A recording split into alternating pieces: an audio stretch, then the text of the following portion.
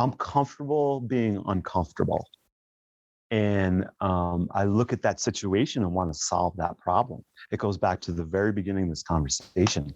Like, I love just looking at situations and trying to make them the best I can with the people that I'm with.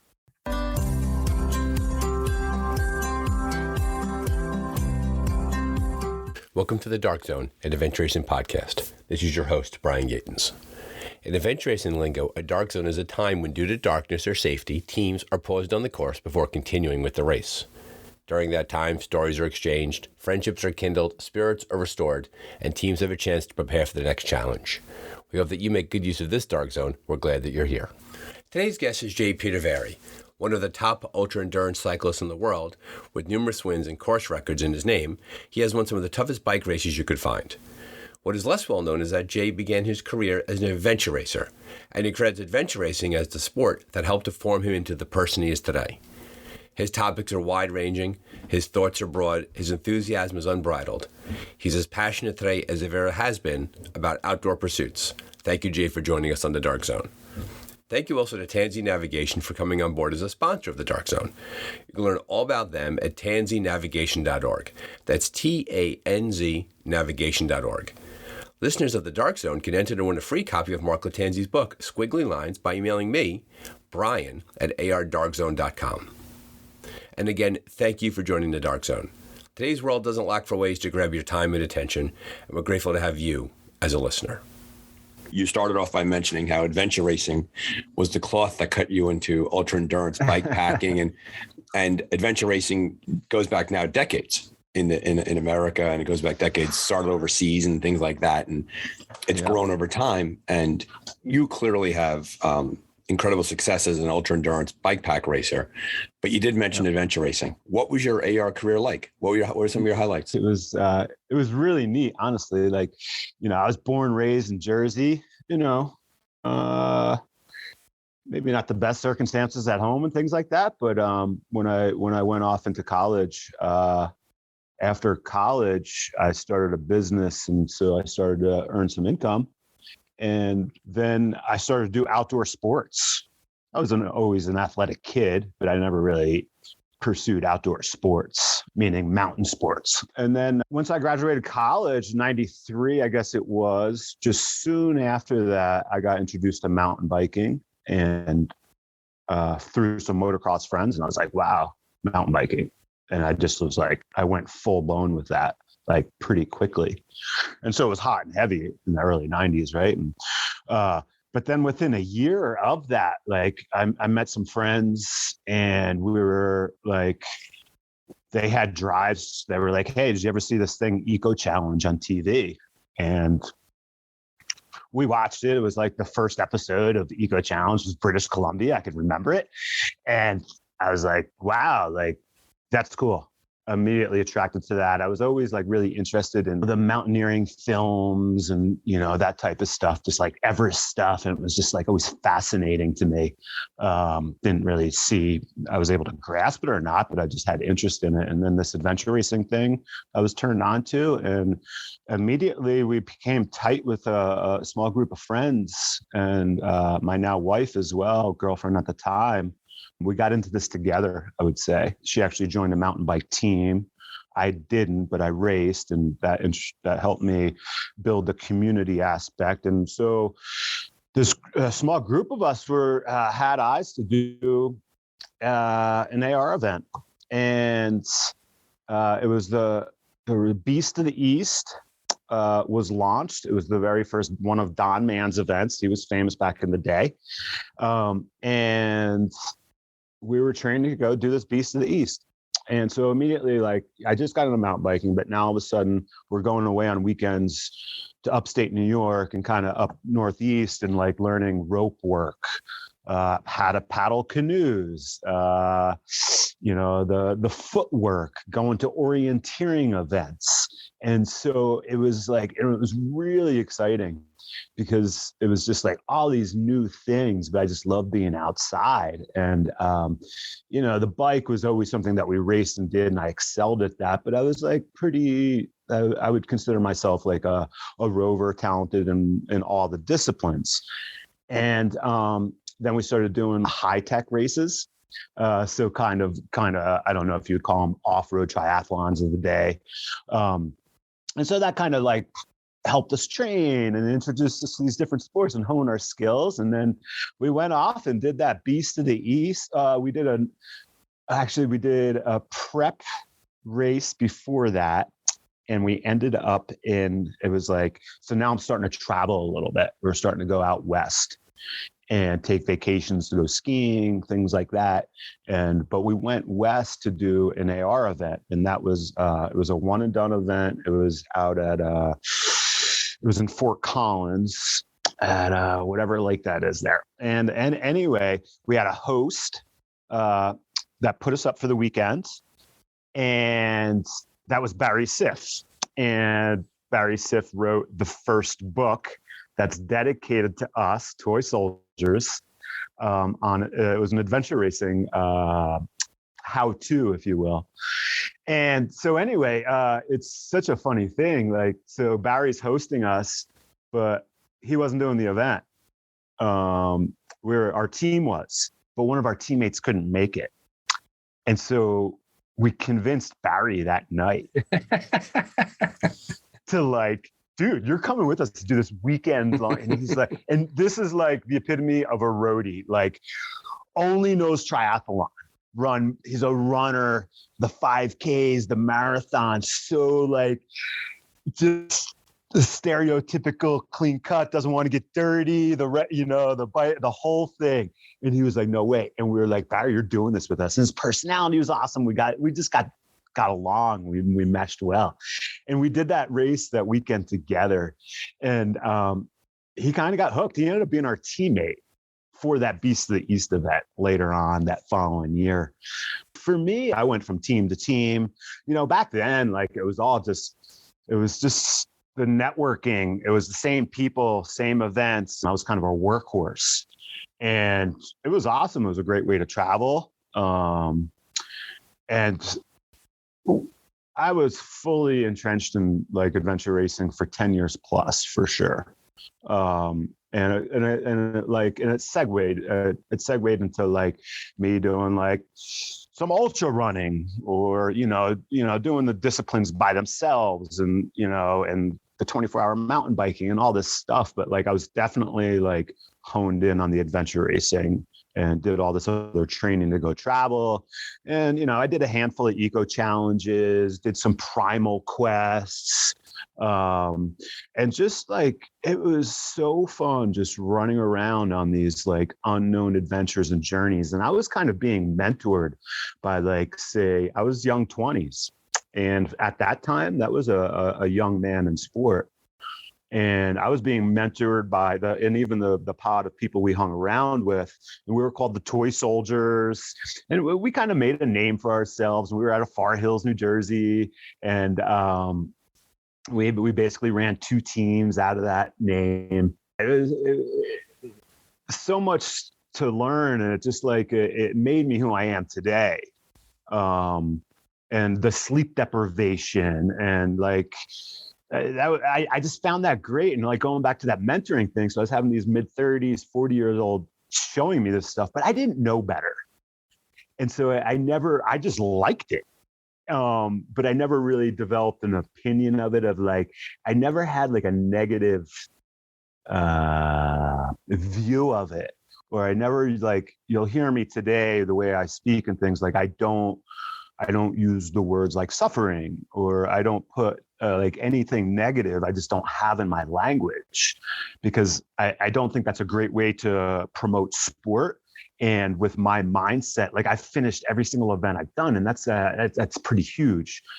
And I'm talking, yeah, like multi-day, multi-week events, and it's just this positive attitude that I've always had that's helped me in sport, because I loved it. I love being outdoors. And I don't know, I still think back today, and I don't know if that was like me running away from childhood stuff or whatever, I mean, I know there's a lot of like study in psychology that goes into that with ultra endurance folks and things like that. But, and to this day, I'm 50 years old, like, almost 30 years later of ultra endurance. And I mean, like consistent.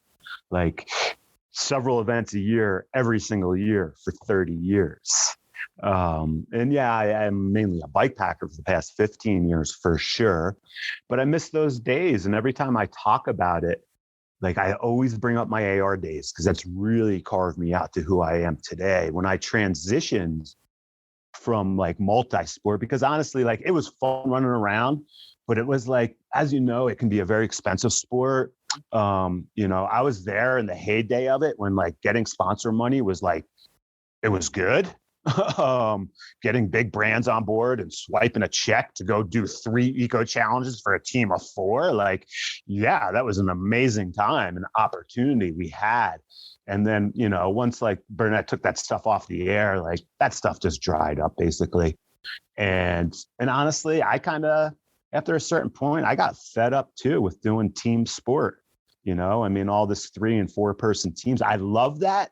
It taught me a lot about people, personalities, how to get through these very sensitive, challenging situations deep in the jungle when you're so deprived. But how do you make that situation easy? It's super easy to make that thing explode and make that situation worse and drive people out of it. But the trick and the beauty, I think, is in like, let's figure this out and how to make this better. And there's a lot of psychology and approach. You got to approach that differently with everybody. I got to approach you differently than I have to approach my wife or whatever. And like figuring that out is super fun because you could say the wrong thing at the wrong time and you just crush the team. And you're spot on, right? So I appreciate your 2-footed jump into the world of adventure racing. I loved how you honed in right away on the idea that you found people that you liked being around. I wrote down the word tribe when you were speaking. Clearly, you and the toy soldiers out of the adventure racing mecca of Far Hills, New Jersey, that clearly you were able to build this group around yourselves and you move together as a herd. And there's a lot of team transfer back and forth during adventure racing, right? There's one person will race with this team, that's with another team. But it sounds like for you, it was never, you mentioned how you don't use the word suffering. That doesn't come up inside of your language. I would bet you probably use the word challenge. Like you enjoyed yourself, your team, and like you said, just figuring things out. What was that curve like for you? Like, did you have to learn how to work better with people in the beginning, or did it come naturally to you? And what did they teach you along the way?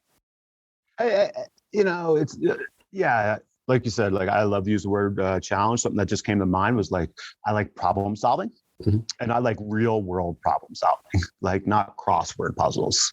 I like this like real life stuff. And, it did actually come pretty natural to me.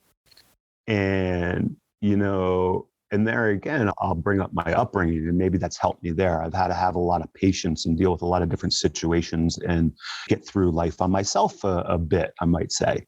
And so now I'm in sport and I just like to observe and watch and see how people operate and want to be treated and what's going to make this person tick and do better. What's the encouragement, or does this person need to be do you need to be a little more firm with that person? And that, like I said, that's the beauty of it. And like I was pretty natural with it.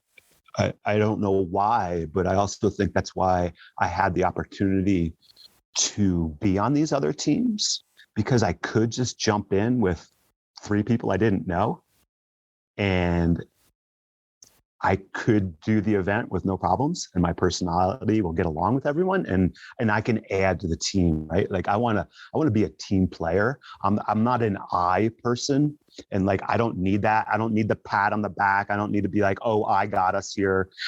I just want to add to this. We're really all one. We might be 4 people, but we're still all one. And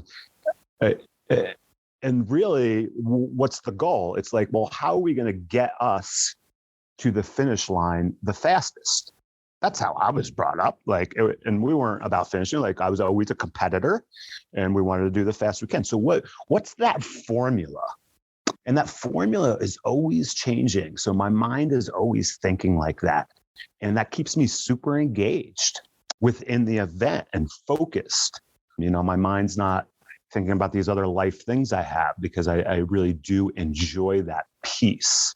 That's also part of the enjoyment. Like inside of a 5-day race or 7 or 10-day race, you get to turn out the outside world. It goes away for a while, and it's you and it's your team and it's your maps, and off you go. I would assume you love that, right? The best feeling in the world. And I still love that today. And like, sometimes I'm be like, yeah, I don't know if it's escaping me, but like that's the only time I could turn off everything else that's around me. And I tend to live a busy life, and I have a lot of irons in the fire all the time. And I know I bring that on myself, and that's how I need to operate, because I'm not good if I don't have a lot of things on my plate. Like I feel like I'm not doing something right, or like I can get in trouble, or I don't know. But but when I'm on an event, I get to tune all that out. Now I'm focused on one thing. Getting from point A to point B with your team, or to this day individually, because through your bikepacking. And it's something I really enjoy. There's another thing that you know, there again, I'm just being an observer and looking across other competitors, different things. Like, I think a lot of people see sport as like this, you know, it's like this awesome little thing. You know, they see it on TV, or it's described as, oh, look at this guy having so much. Oh, that looks amazing and fun. But like, and they want to do it to say they did it, but they don't really love it. And then they tend to describe it in a way that I wouldn't describe it. They tend to talk about more of the hardships, or those people tend to stop or quit or not make it.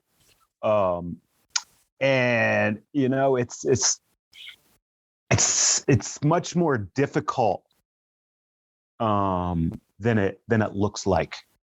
And you can't describe that difficulty or those challenges unless you do it. Like, it's really hard for me to talk about, you know, how difficult it can be to do some of these things. That's a good point. You do these amazingly long adventures. You've done them as a group through adventure racing. You do it through your individual bikepacking. When you go and you're around people who don't do those things, and you talk about what you do, it's hard to get them to wrap their heads around the idea, the immensity, the enormity of what you're doing, because they'll just look at you with blank stares and be like, that sounds like a lot of fun. But in the big picture, they can't grasp the idea of a multi-day by yourself in the wild. And they can't grab onto it. When something goes wrong, you have a mechanical in the middle of nowhere, and you got to figure it out. And it's tough for people to grab onto those things and to understand that unless they attempt to do it themselves. Yeah, I work with some clients and some consulting stuff. And just recently I was talking with someone, and, you know, I've done the Iditarod Trail Invitational like 12 times now. And, so what say a bit about that? What is the idea for the newcomer who's listening to this podcast, doesn't know what that is? What is the Iditarod Trail Invitational? Yeah, the Iditarod Trail Invitational is it's an over snow event. And so it's open to bike, ski, or foot. And you could choose to do 350 miles or 1,000 miles. And it's held on the Iditarod Trail and the actual dog race trail in Alaska. And it's held in basically March. And you've done it how many times? I've done that 12 times. And how successful have you been? I've been pretty successful. I've won quite a bit, and I've been to Nome on 4 different occasions, and I finished it. Yeah, I have a lot of history there, and I have a lot of love for that event. I was just talking to someone, and going back to like trying to be around people that you can relate to. I was like, you know, when you get to the finish, like, he's like, well, how do I get on the plane? We'll get home. And I was like, honestly, man, just like spend as much time at the finish as you can, because you're going to be around people that you could share stories with, and you're going to hear the stories, and they're the only people that honestly are going to be able to relate. You're going to try to go home and explain this to your wife. They're not going to have any idea what you went through. Like, you could try, but like, it's just not the same. And so I think it's really important to spend time around some of those people that do understand, especially after an event like that, when you are so high with your chemicals in your body and just coming off the trail and have all these feelings and emotion that take days to settle down, literally. You need to be around people that have that too.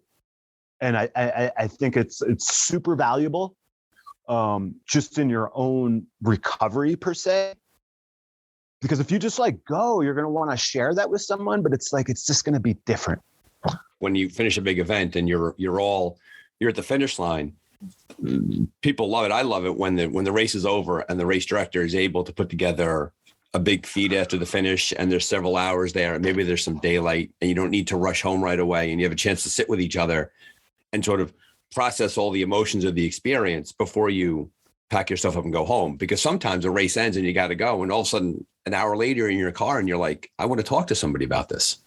Yeah. And I've done some of that, and it's not great. And I've done a lot of events, and like, so I'm super fortunate, like, but for the people that only have some or allowed some experiences, like, you got to really embellish and like soak that stuff in. And I try to take a couple of days by myself when I do like my rides across the country and 2-week adventures. Like, I don't hop on a plane to come home. Like, I want to rent a car and drive home, because I need some of that time within my own thoughts. And yeah, we have other life commitments and it's hard and stuff like that. But I'll just say to the listeners, it's really important to do that if you ever do have these opportunities. I think too, I think you highlighted an important point. A large part of the Dark Zone listener are people who are newer to racing. And I like how you bring up the idea that the training is the training, the event is the event, and the post-event is the post-event. And many people focus on the event as being the nucleus of the experience. And while that's true, it's definitely, when you do something, you take a big bite of something out of your life. The post-event experience of talking to other competitors, spending some time reflecting on it, thinking about what's going to come next, enjoying the pride of you have finishing a big event. And it's important to point out that I say big event, that's relative to somebody.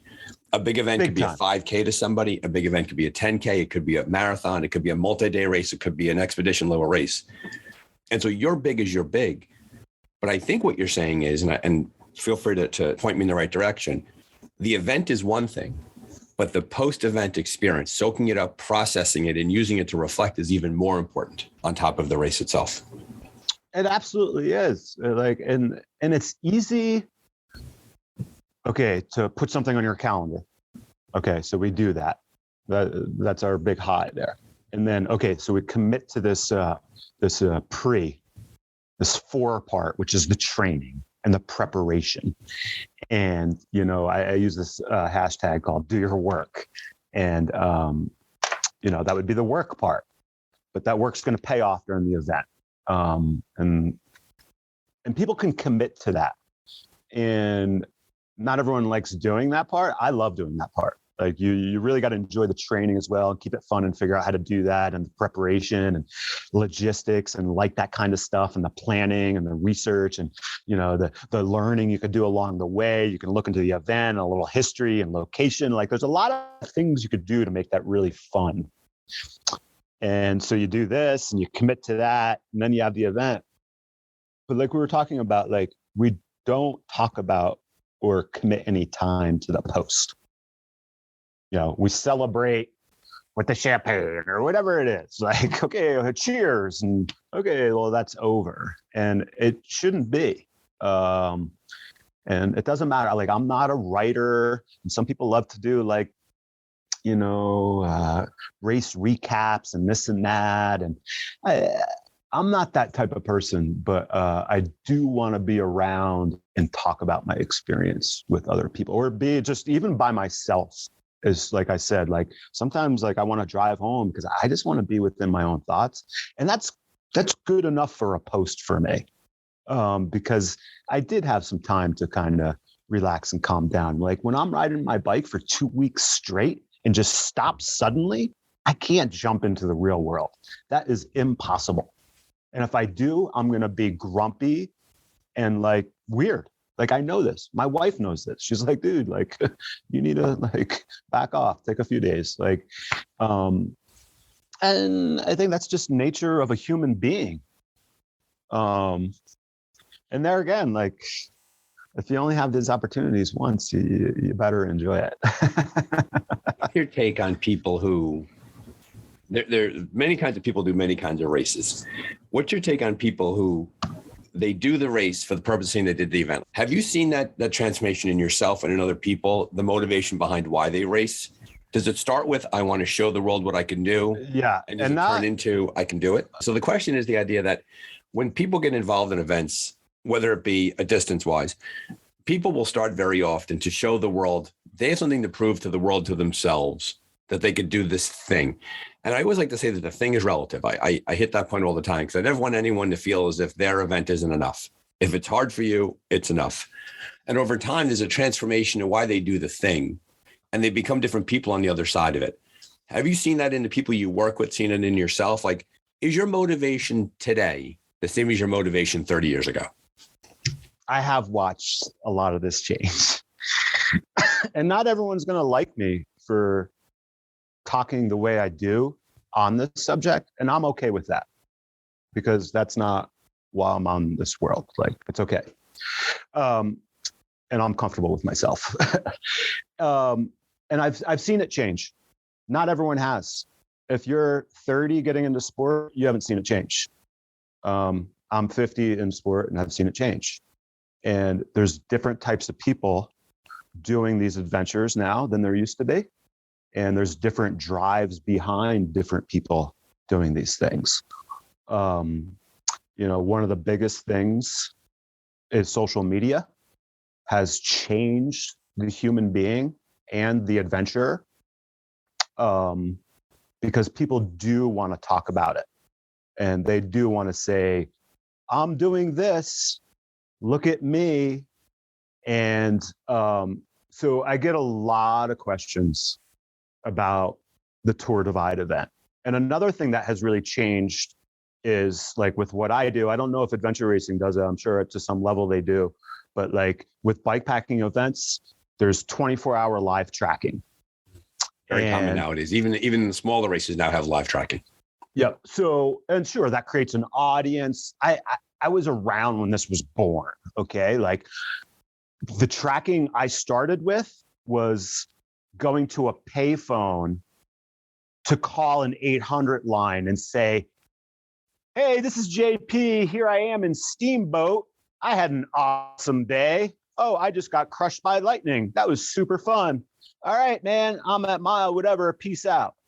And then you don't hear from me for another 2 days.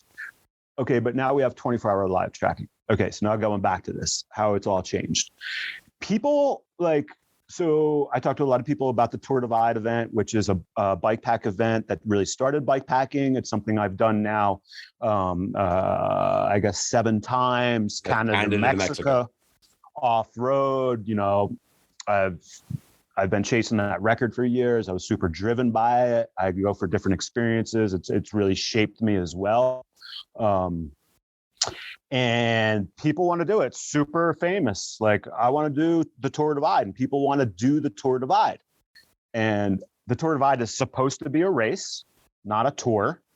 And so then I say, cool, are you sure you want to do that? Like, there's actually a better time of year to do it. I was like, the first week in June isn't that good. Like, you probably want to do it in later, July, August, September, beautiful time. And well, I just want to be at the start. Okay. Are you ready for that kind of pressure? This is like a pretty big event. It's 2,800 miles. It's going to take you upwards of 3 weeks. Unless you're the fast guy, then you're 2 weeks. And then, there's a lot of responses that people just want to be a dot.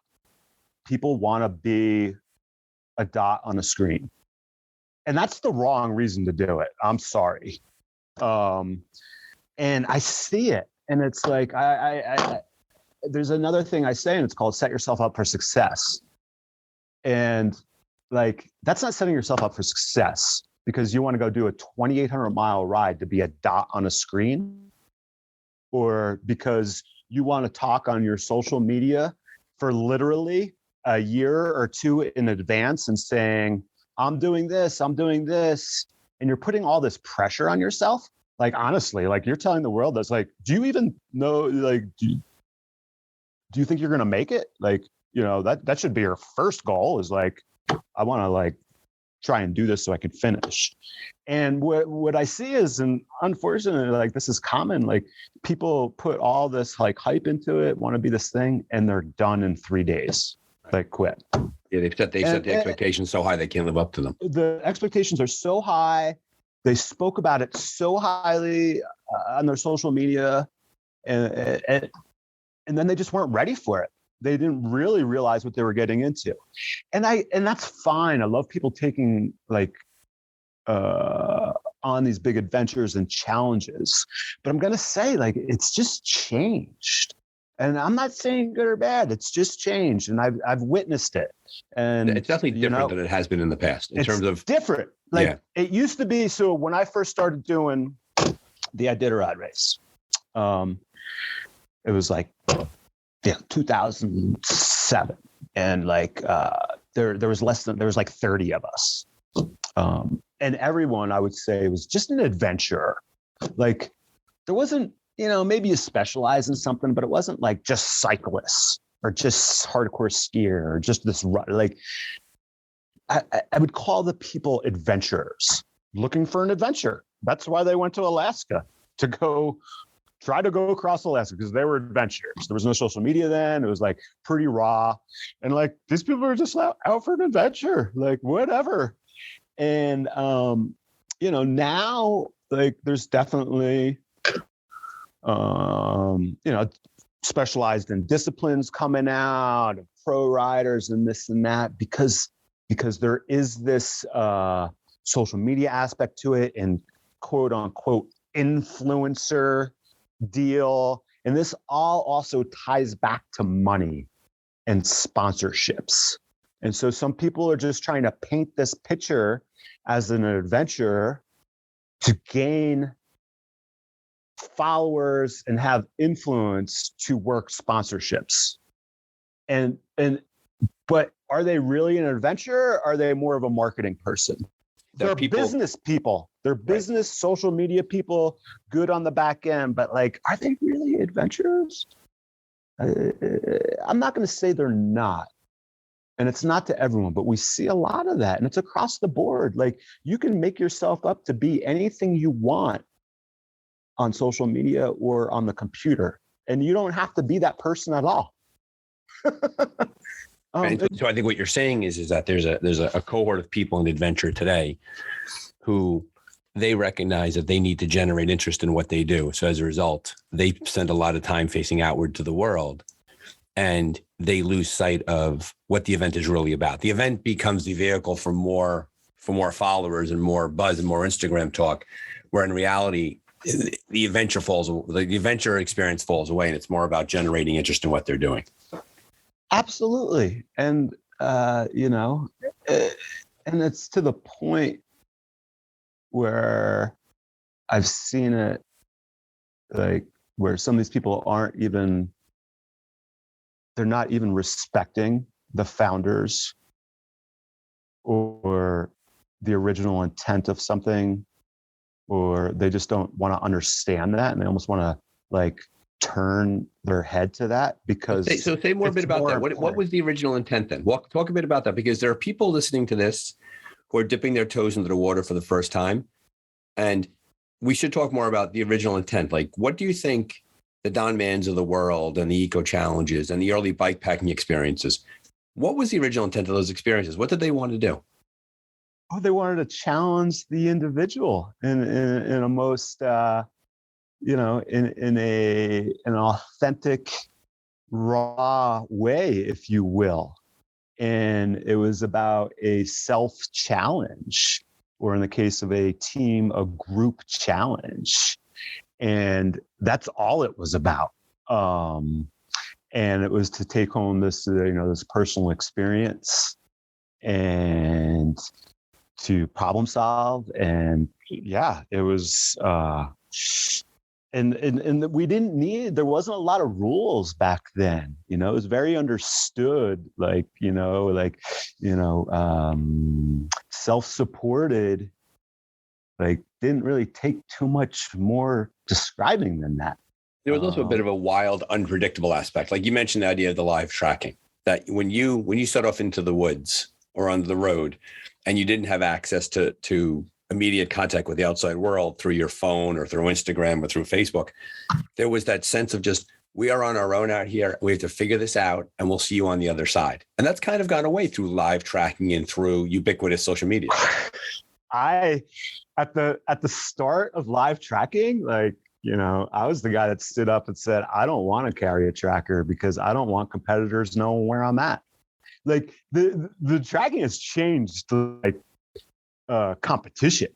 And I don't know if like anyone new can like let's try to explain that to the people that are just getting into adventuring and what tracking has, how it changed. Like, in what sport do you know where your competition's at? Yeah, and adventure racing has held on to that ethic where in an adventure race, short of a volunteer giving you some information at a transition area, you really don't have access to the technology to know where the other teams are on the course.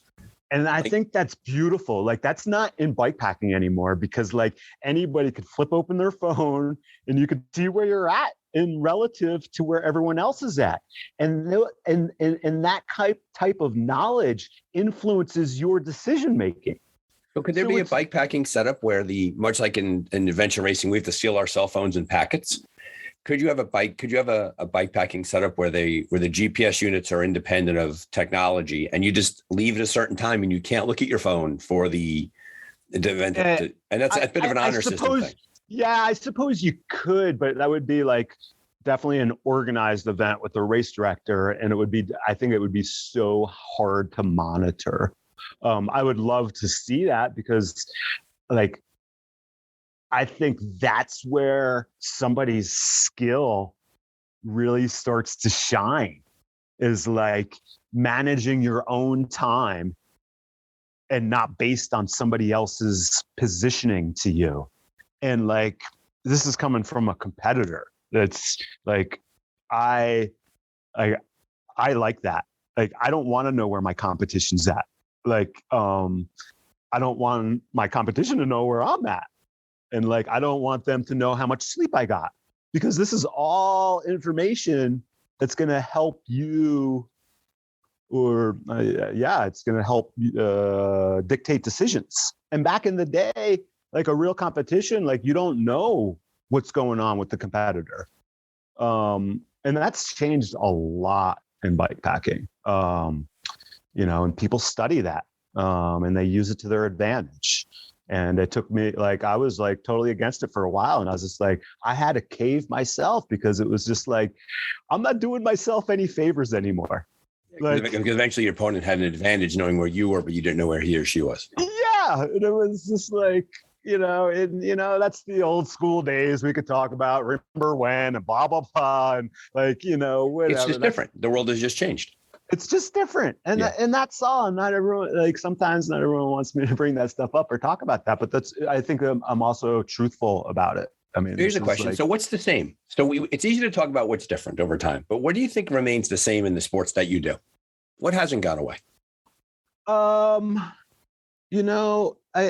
think community. People love to be around like-minded folks, for sure, which is a lot of reasons why people want to do these grand departs, if you will. And bikepacking, some events don't have race directors, and it's just this grand depart, and you just show up. But people want to attend those, to be around people, and so I think that remains the same. I think the self-challenge still remains the same. See what I'm capable of. Just some of it's just been stripped away, and we have a little bit more cushioning than we've had in the past, I would say. There's more safety involved. Everyone wants to carry one of those, even if it's not a tracked event, people still want to carry the little the Garmin in-reach devices and things. And I get it. That's awesome. I mean, I've never had, but whatever. And so, there's a lot of things that remains the same, and that's beautiful. What else remains the same is that things can go wrong. Things can go haywire at any moment. Looking back on your career, and I know it's 30 years, and I know there's a lot. It's almost like trying to eat an elephant. But can you highlight a time in your AR racing or in your bikepacking racing where things just went sideways and you had to figure it out either by yourself or with your team? Oh gosh. Yeah, oh man, a lot of it has to do with weather, I think, more than anything. Like I've definitely like broken bits and bikes and fixed them. Nothing too horrific. But I think, forging through some of the crazy weather is like something that I've shined in. I have always, so like, storms don't shut me down. Like I'll move through the worst storm ever. Like I can remember like literally like pushing up the Yukon River in a ping pong ball for like 2.5 days. Like literally can't see. Like, cause everything is 100% white and I have to put my hand in front of my face to grab contrast of a different color. But I moved for 2.5 days straight because the storm was so bad and the snow was getting so deep. I was afraid to stop. Right. And I was you stop, it builds up around you. Right. You have to keep moving forward. I was so hyped. I can get extremely hyper focused and on a mission. And like an extreme weather will push you into that situation. And like knowing if you don't do this, like you're going to get shut down and get snowed on in a cave and have to sit there for who knows how long. Like that's not the right decision. And it's not an easy decision to also push through that storm. Like literally like knee deep snow pushing for 2.5 days and like whiteout, like, put blinders on and just keep going. And like, that's not an hour, that's 2.5 days. And that's serious stuff. But like, that's what makes me different than probably anyone else in the pack, right? Like that's how I got 2 days ahead in that race. Because I didn't.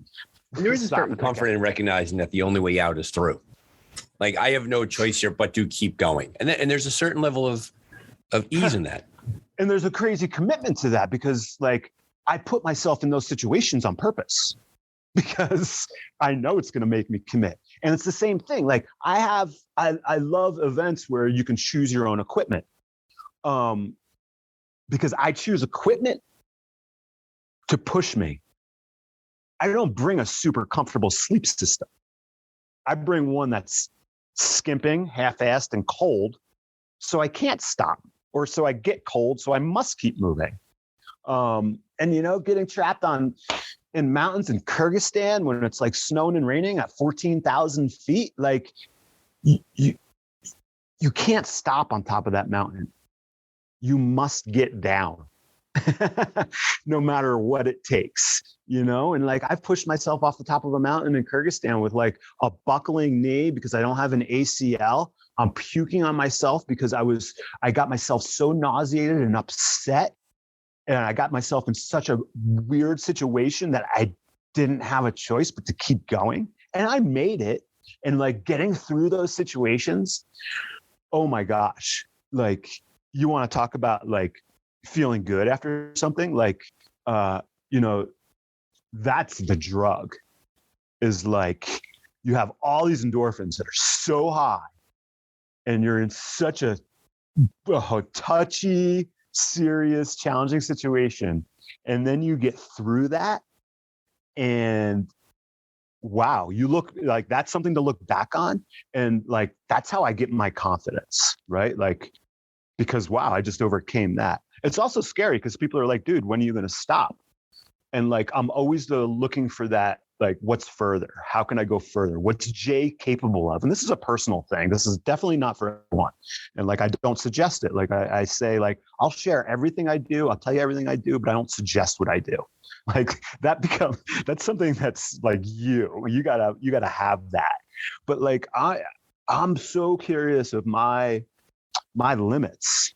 And I've yet to reach them because like I'll get to this limit that I overcome and I'm like, oh my gosh, that was ridiculous.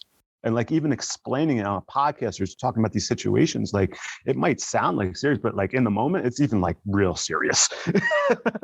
But I get off on that. And it's like, it's dangerous if you don't know what you're doing or don't have the experience. And so I'm comfortable there. I'm comfortable being uncomfortable. And I look at that situation and want to solve that problem. It goes back to the very beginning of this conversation. Like, I love just looking at situations and trying to make them the best I can with the people that I'm with. Because I have a goal, and it's to get to the finish. Nothing's going to stop me. And that sounds kind of crazy.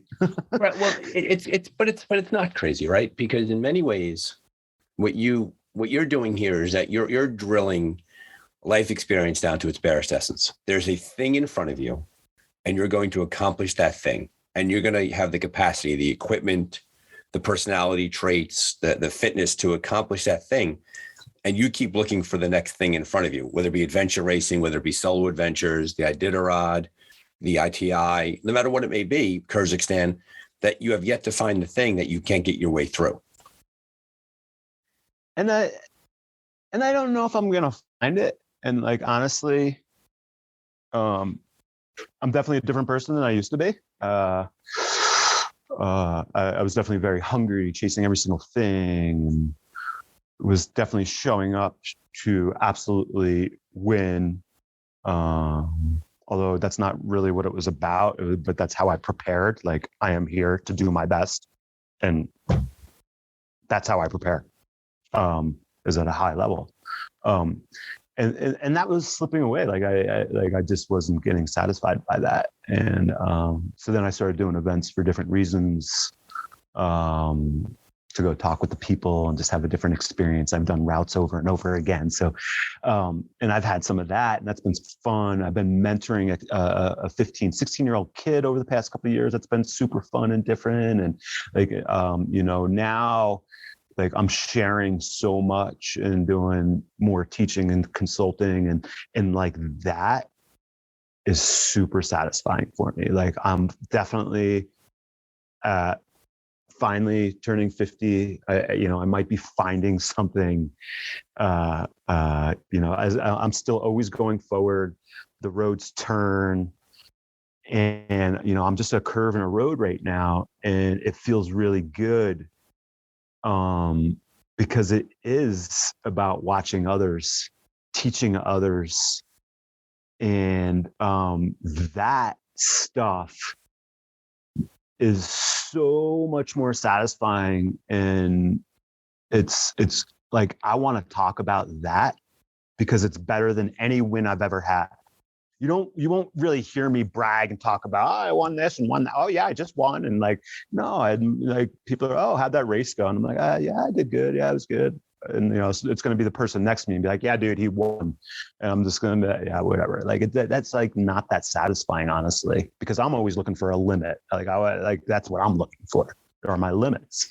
And so it sounds like you made the transition from being an individual competitor or teammate, that you're recognizing as you get older, the fact that it's bringing others along. You mentioned the 15-year-old that you work with. You mentioned the giving back. I think Fat Pursuit plays a role here also. Tell us a bit about that, because that's a big way you're giving back. Now, what is that? It's huge. So Fat Pursuit's an event I've been putting down here. This is my 9th year. So I'm here in Idaho, super snowy. I've been very passionate about fat bikes since they started. I've helped with some advocacy work here, and bring attention to fat bikes and grooming for fat bikes. And I've gotten some rules changed within the Forest Service to allow us to fat bike. And a part of that advocacy was like, I wanted to show user use. I wanted to show responsible use. So, I launched an event, a fat bike event called Fat Pursuit. And it was basically like, I have so much passion for the Iditarod that I kind of wanted to like help give this experience to others that would never maybe make it to Iditarod, or it was just like such a big thing, commitment. Okay, let me like scale this down. And I know our terrain. We have some amazing terrain here around Yellowstone National Park in my backyard.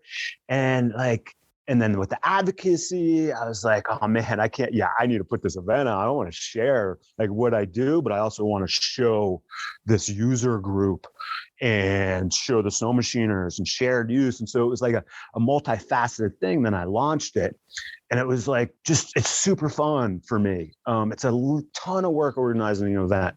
And like, I would say we kind of do a pretty world-class job, and, lots of awards, and just like, I always say everyone wins, everyone goes home with something. Like, it's just about this journey. And like, we do everything we can to get to the competitor to the finish. And there's a 200-kilometer event.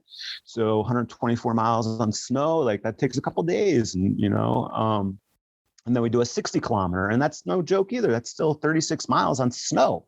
Like, you're not done in 3-4 hours. Like, that's an all-day ride, walk, ski.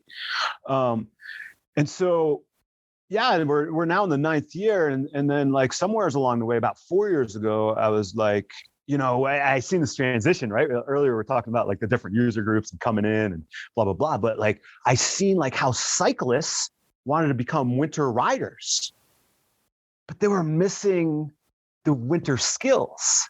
And like, I was having people show up at our event with like regular cycling shoes on. And, it's like, it's been -40 here. It's cold, like, right? It's like, even when it's like just below freezing, it's cold. You can't wear regular cycling shoes. And so I was watching. Have you said to somebody like, whoa, you're not leaving with that gear? Oh man, like I would be like, are you sure, dude? Like, really? And like, and like, I'm definitely that sarcastic guy, but like I'm serious. Right. Like, I'm not, like, I might be serious, like sarcastic and cracking a joke, but like, I'm serious. Like, I've been there, done, like, I see this, like, dude. If you leave with that, you're going to be in big trouble pretty soon. Yes. And like, a lot of people learn through our event. It's been super fun to watch. But I've seen all these, like I said, summer cyclists trying to become winter cyclists, and they don't have those skills. Like, so for my race, there's a mandatory water boil. Like, yeah, I have an equipment list, and, I don't make a -20-degree bag mandatory, but I do make a 0-degree bag. If you're a little smarter, you'll bring the -20. But I like people to make their own decisions, and I have stove on there. I don't tell you what type of stove, but you need to bring a stove, because I have a water boil test. We've watched people bring Esbit tabs, the lightweight guys, and like struggling at the checkpoint, trying to do their water boil. They don't have their jacket on, and you're like, I'm like, fuck, man, like I gotta do more. You stop them during the race, and they have to stop during the race and show you that they could boil water before they go back out.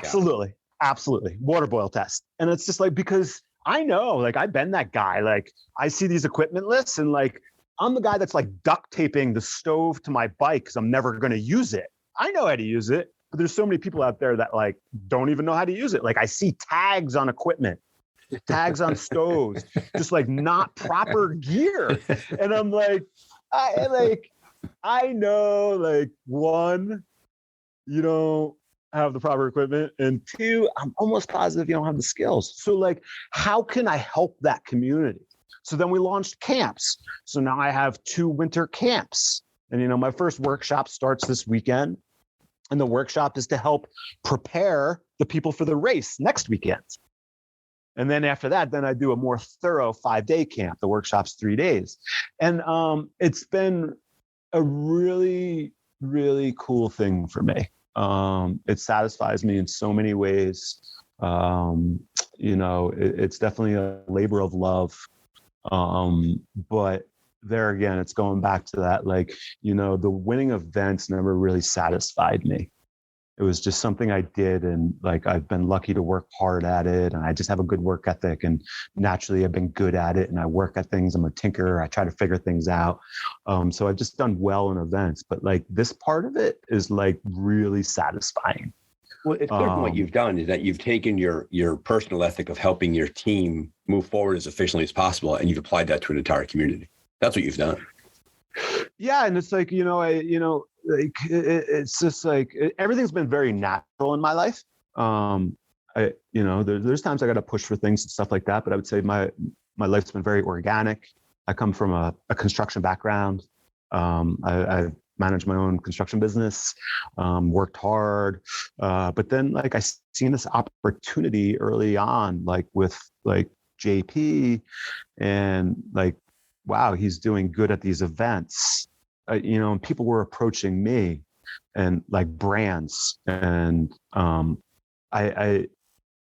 it was a couple of years, and I was like, man, I wonder if like I can somehow like work with brands or brand myself or do something different and try to earn an income. And I slowly figured that out, and I'm still figuring that out, but I do it somehow. And there's no book on how to do it. I just kind of do it. But I've had this kind of philosophy since adventure racing, and it came from adventure racing. And what I learned early on from my mentors was always move forward. In adventure racing, we never stopped. If you had to go to the bathroom, you either ran ahead or you caught up. If you had to grab water, like the team never stopped. That was just like rule of thumb. We never stopped. And any adventure racer should be able to relate to that. And I love that mentality. And it was so like, cool. Yeah, I'm good at this. Yeah. Okay. This is what you're telling me. And then like when I transitioned into this like bike centric life, strictly bike in 2006. And then when I was starting to like do things and this branding process, someone's like, dude, you got to come up with a tagline. And I'm just like, sure. Like I said, I want ride forward. And the ride comes from my bike and forward comes from my adventure racing. But it's not just about riding forward and moving forward. It's this life philosophy that I have. And I want to do that within my relationships. I want to do that with my wife. I want to do that with my friends. I want to do that with my business. I want to do that with my events. I want to do that with the people that are around me. I want to move everything forward in a positive way. And I think it's a good philosophy. I don't know. I'm not a philosopher, but like, and it's just something that like I like to talk about because it's easy to get drugged down in the news of today. Or even like, part of ride forward is like have no regrets. Like look back and reflect, but don't like be mad about your decisions. Like you made that decision for a reason. Be okay with that. Don't be like, I'm not the would've, could've, should've guy. Like I don't like those conversations. Like it's not would've, could've, should've. It's just like, it's okay. Like reflect, think about it, but forward. And that's just the way I am. And like, I'm doing that now. Like I said, I'm kind of like transitioning as we speak. Like I'm not concentrating. I'm not doing freaking 3 expedition events next year with 6 gravel races. Like that's not what I'm doing. Like, COVID taught me a lot about slowing down and being home. I traveled for 6 months out of the year for a handful of years. Like it's not all that glorious when people see that. Oh, Jay, you're living the dream. I'm like, dude, I am surviving the dream. And this is like it's not sustainable. And like, like COVID taught me a lot to slow down and be here. And like, now I'm turning 50 and like, I don't want to do all these events. Like I'm going to concentrate on one event next year because like, I still have that in me. And I like that. But I'm going to move kind of my teaching forward. Like it sounds like what you're doing there is you're finding you're exchanging one thing for another. Right. Yep. So rather than spend X amount of days on the road doing all these big races, which are boxes that you've checked off in many, many ways, you're saying instead my time and my resources are better spent on the community and bringing people along, whether it be formally through Fat Pursuit and the camps you're running, to your advocacy, bringing individuals along, the teenager that you work with and things like that. And it sounds like it came all from, for you, it flowed very naturally. You used the word organic before, and it flowed very naturally from like, it sounds like you, dare I say, you had no grand master plan, but instead you did the next right thing. And the next right thing just has brought you into this life today that you get to do all these amazing adventures that you work hard at and you enjoy. And I think that's a nice message for the listener, right? That we don't necessarily have to have the 7-page, 84-step, bit by bit, this is the way my life is going to go. Yeah. It's so, I've learned so much in life through my racing. And I have all these things that I relate to. Like when I work with the kid, I'm like, dude, you're going to CSU right now. And that's Common Sense University, bud. Like when you're cold, you put a jacket on. You didn't need to go to school for that. You got blisters on your feet. You take your shoes off and you check things out.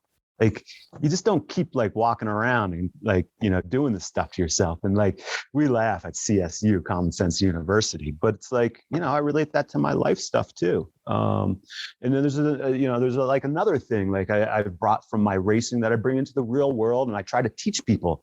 And it's like, just like my life, I haven't had this plan, but maybe I've been preparing my whole life for it. And like, I say the same thing in events, people that want to do these multi-day events, like you can't plan, like, I'm sorry, like that type A, like spreadsheet person that needs to make like what I'm doing every single day for a 14-day, 2,800-mile ride, like that plan's going to go out the window. Like day 2, when you're not meeting your mileage or the spreadsheet didn't pan out to what is real life, like you just spent all that time planning and now it's gone. I say spend your time preparing, and then you're ready for anything that comes at you. Roald Amundsen said that, right? You prepare. So when the time comes, you could strike. And so it's not necessarily having a plan, but it's when, if someone knocks on your door today and says, "Hey, Jay, we need you to go do this thing." You're like, "I'll go get my gear." Right? You've all along is built, and you're ready to go. Give you 3 hours in a suitcase, and you're on a plane, and ready to go somewhere. So I think you're spot on. That's a really good message for a lot of the listeners out there, is that it isn't necessarily about, yes, you have to have a plan in training and prepreparation, right? With that, I mean, sure, yeah, you're asking for trouble if there's no general plan, but it can't be, you can't expect that plan to go exactly the way it's supposed to. The old expression, right? The expression is no plan survives first contact with the enemy. Right? You go to work, and next thing you know, something's different, and you got to figure it out along the way. No, you got to be, flexible and pliable, and just be willing to like roll with the punches, as they say. And it's been fun. Like I said, like I still don't have it figured out, but I'm doing it. Like I'm moving forward, and like I feel good how life has gone, and where adventure racing has brought me. Honestly, like I always reflect on that, and like I'll never not talk about that, because it's taught me just a lot of athletic skill and survival and mountain skills, and all that stuff has been able to reflect into my life. And like I have a huge respect for that. It was a really cool piece of my life.